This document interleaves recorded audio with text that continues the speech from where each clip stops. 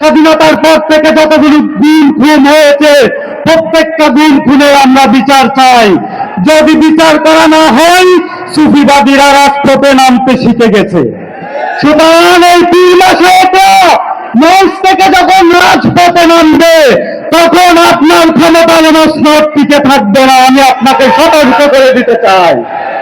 এবং সাথে সাথে আরেকটি বিষয় বলতে চাই, স্বরাষ্ট্রমন্ত্রী জনাব সালাউদ্দিন সাহেব, বাংলাদেশে মাদক আসে সবচেয়ে বেশি আপনার এলাকা দিয়ে।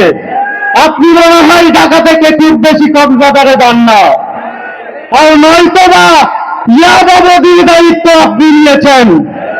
হয় আপনি কক্সবাজারে নিয়মিত যাবেন, নয়তো আপনি প্রমাণ করবেন ইয়াবাবদির দায়িত্ব আপনি নেন নাই।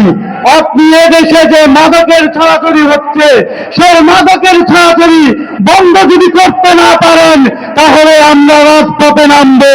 একসাথে আমরা যখন রাজপথে সুফিবাদী জনতা নামবো তখন কেউ ক্ষমতায় টিকে থাকতে পারবেন না।